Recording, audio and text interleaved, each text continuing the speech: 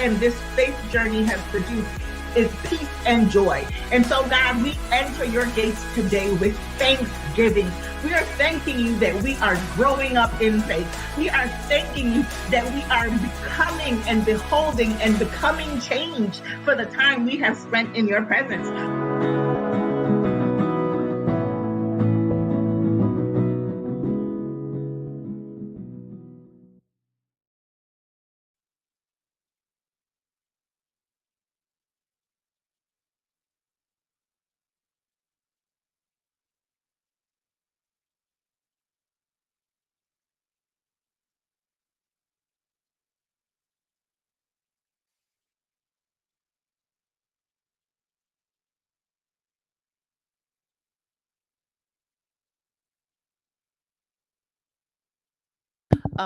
How come you never have a Okay, so I saw the movement, so I know it's working now. But good afternoon, good afternoon. That is all that I have said.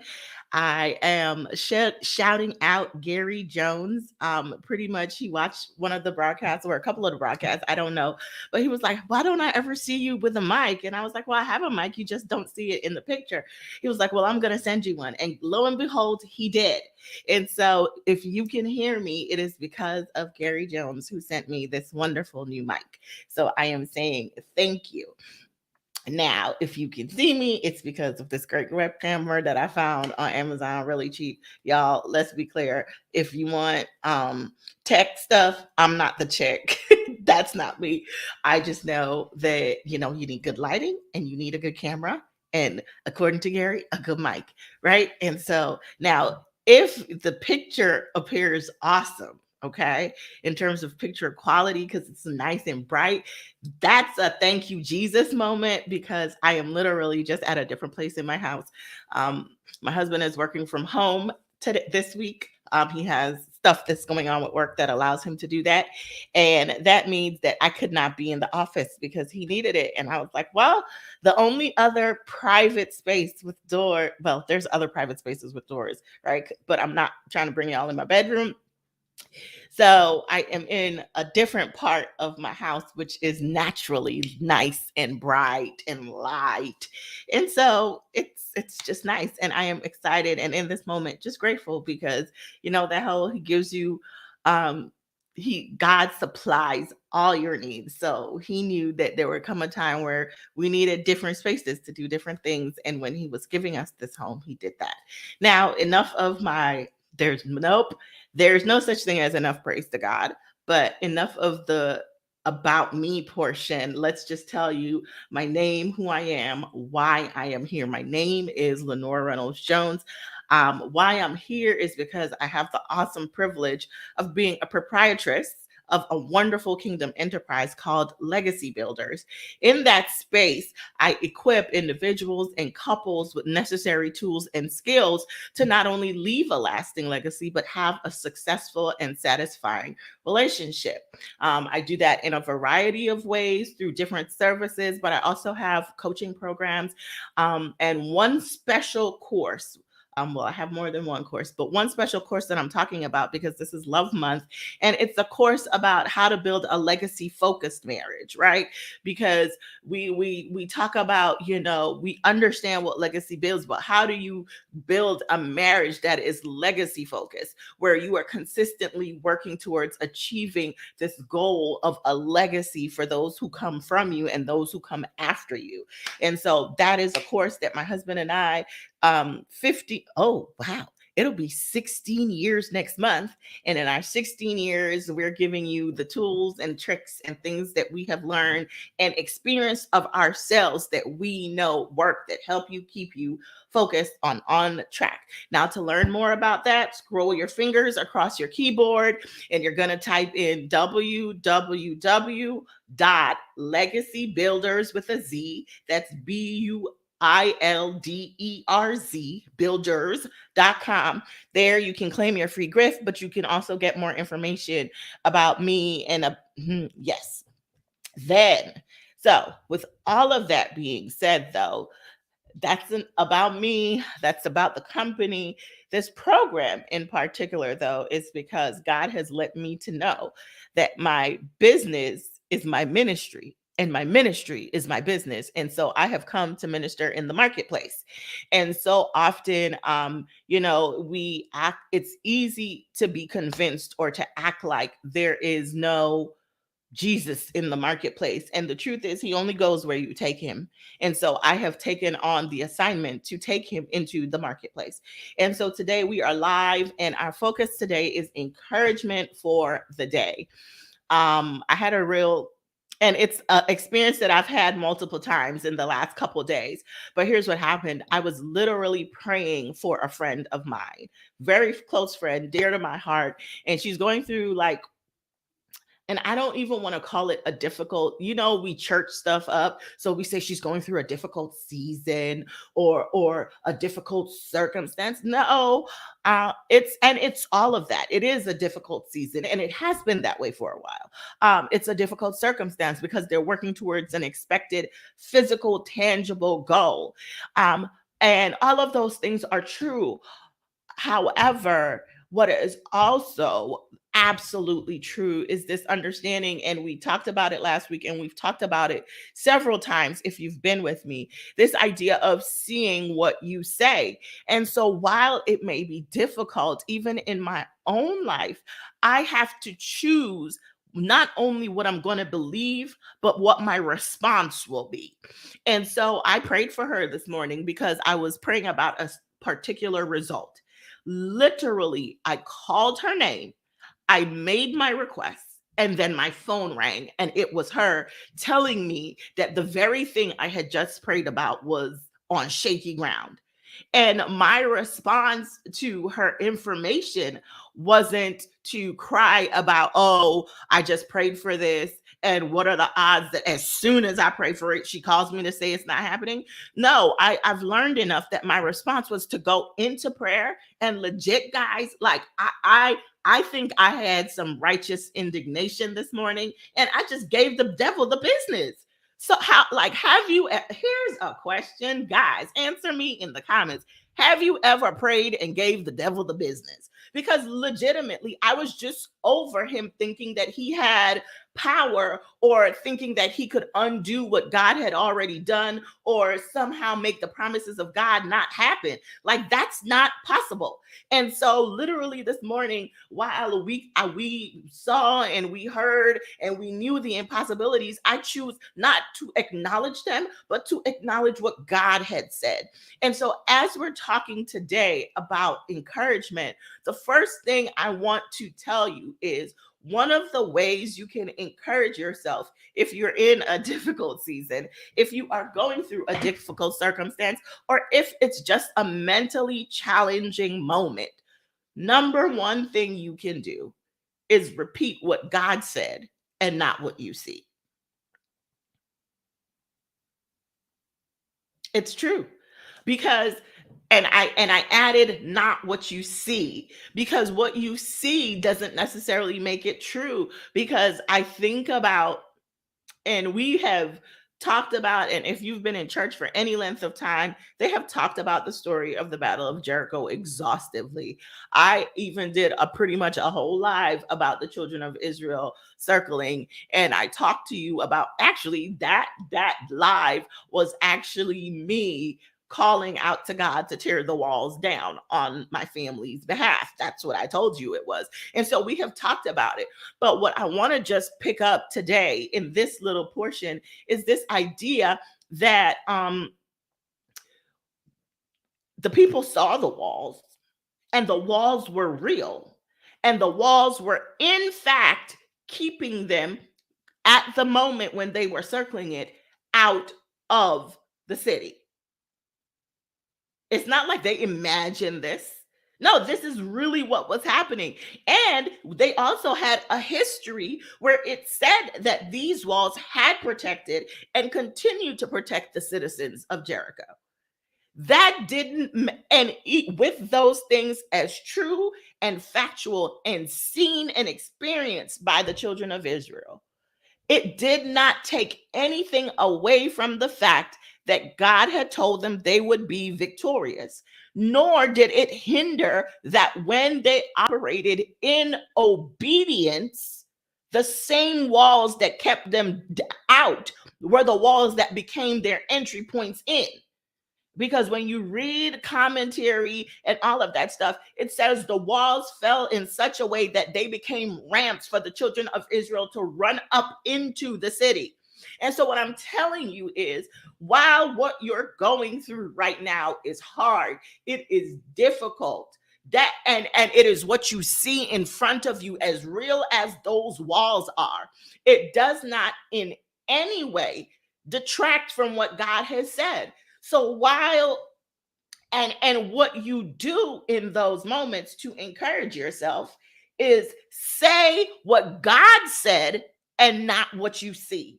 Not the history, not how it's happened for everyone else, not how you feel, because your feelings will give you the okey doke. None of those things. What you do is you say what God said. Now, pause.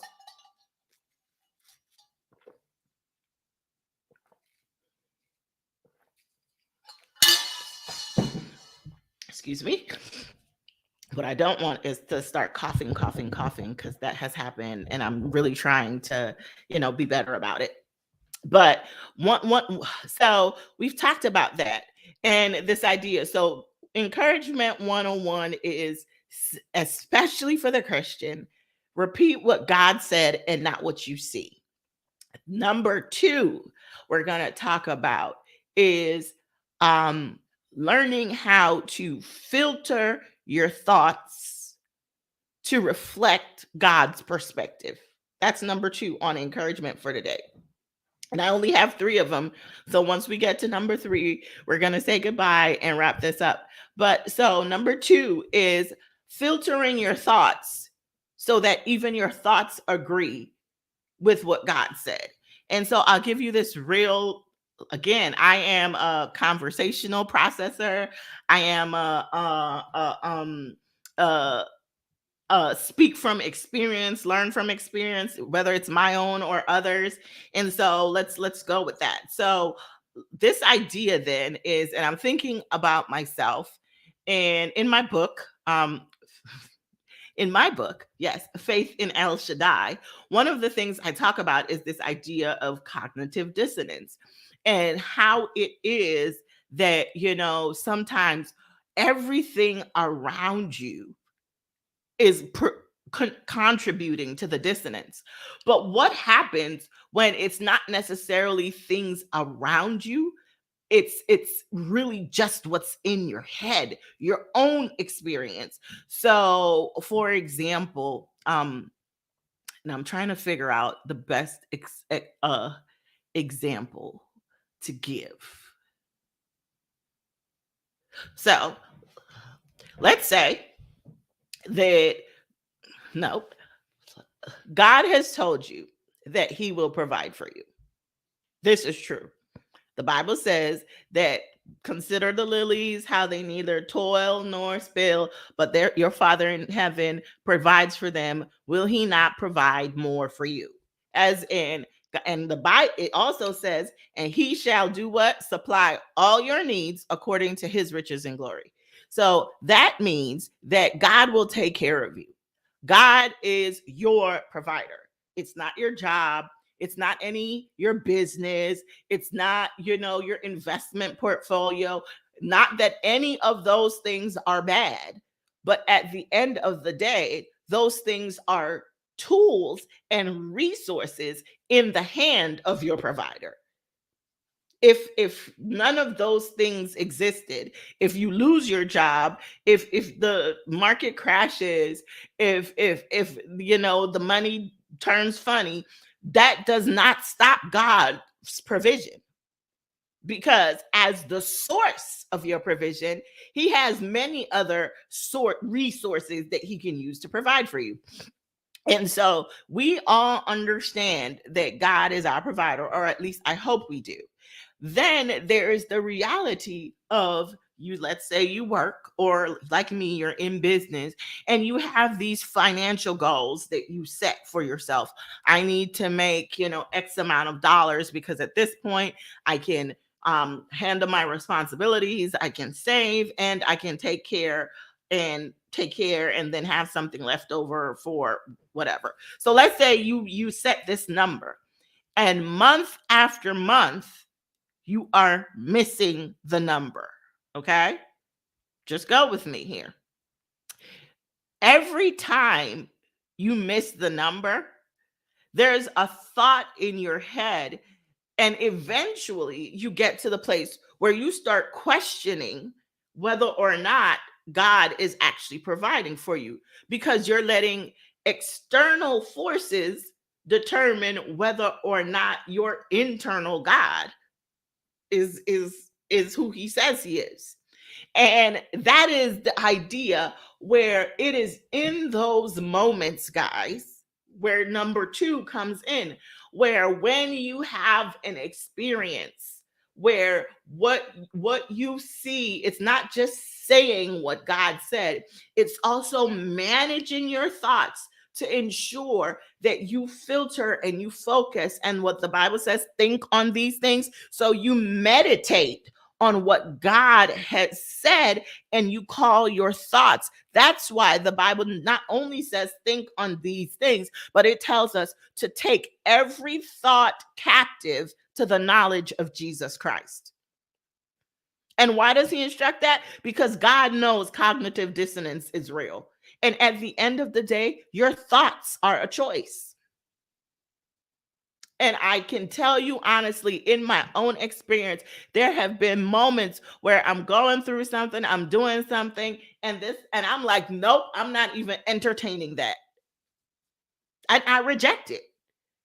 I reject this idea. I reject this thought. This is not true. And even if and or I don't have enough details for that to be true, or my experience has shown that this is not the outcome. Like, however you do it, it is in your hands. You are absolutely capable of rejecting or accepting the thoughts in your head. And as a means of encouraging yourself, maybe it's time that, when stuff happens, or you wake up and you're necessarily feeling sad, you shift your perspective and you reject those thoughts that tell you woe is me, or it's always gonna be this way, or that God has forgotten me, or he ain't looking out for. None of those things have to be your reality. You can accept a different mindset, accept a different set of thoughts, and bring them captive to the knowledge of Jesus Christ. So, encouragement for today. Number one is say what God says, repeat what God says. Number two is think in agreement and alignment with what God says. And number three in encouragement for today is remind, and I'm trying to figure out the best way to say this, because what I want you to, number one is about saying what God said. Number two is about aligning with it. And so number three is dealing with, what if you don't remember what he said? And this is where I am going to absolutely encourage you to go back to God and ask for help. That's number three. Go back to God and ask for help. And you would think like it's a no-brainer, but I want you to think about the number of times that something happens and you say you're gonna pray about it, and then life happens. Because I understand life happens, and then you don't pray about it. Or you encounter a situation and you're so busy responding to the situation that prayer isn't the first thing you do. Excuse me. And let's say it's not even a prayer moment, but have you actually asked God to help encourage you today? Like, God, I've repeated what you said.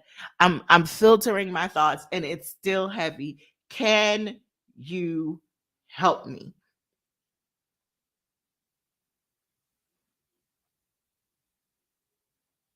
The Bible describes God, especially David in the Psalms, as a very present help in trouble.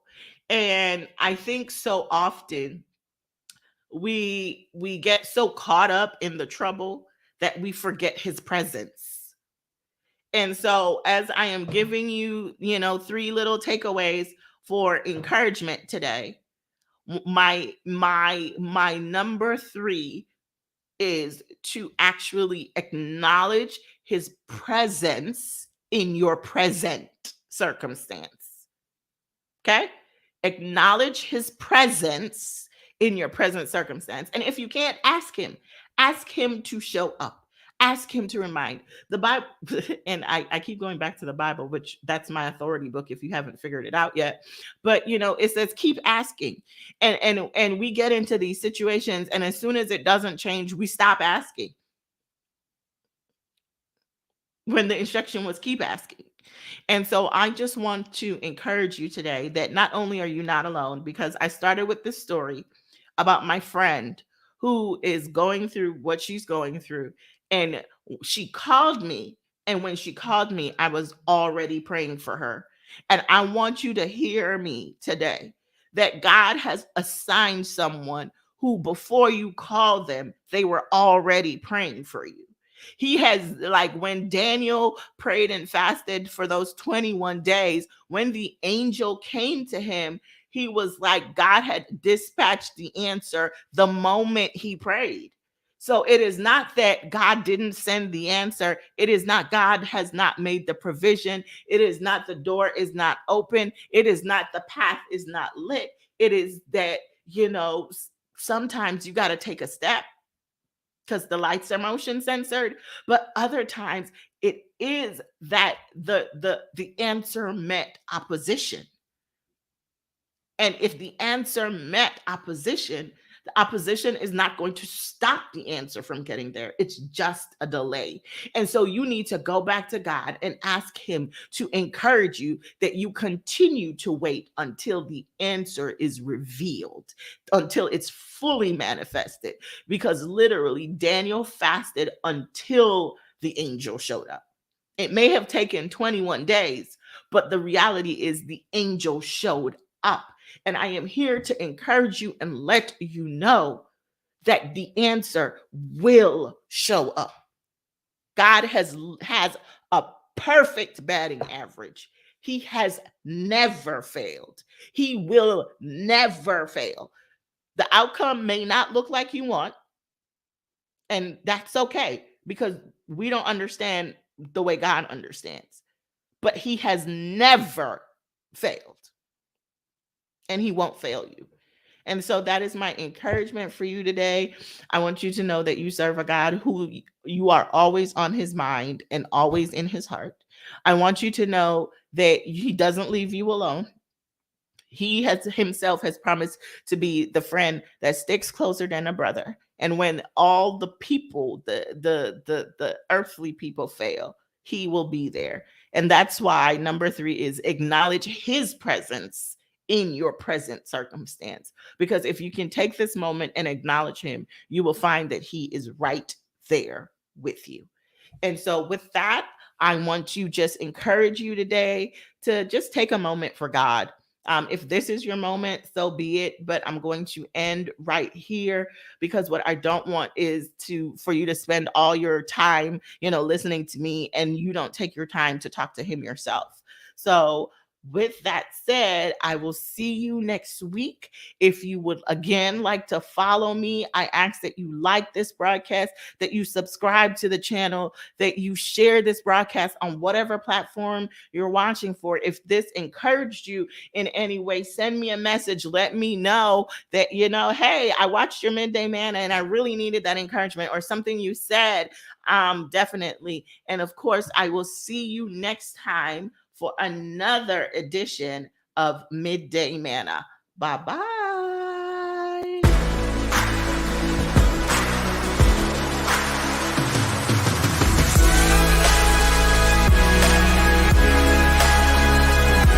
What our trust and this faith journey has produced is peace and joy. And so, God, we enter your gates today with thanksgiving.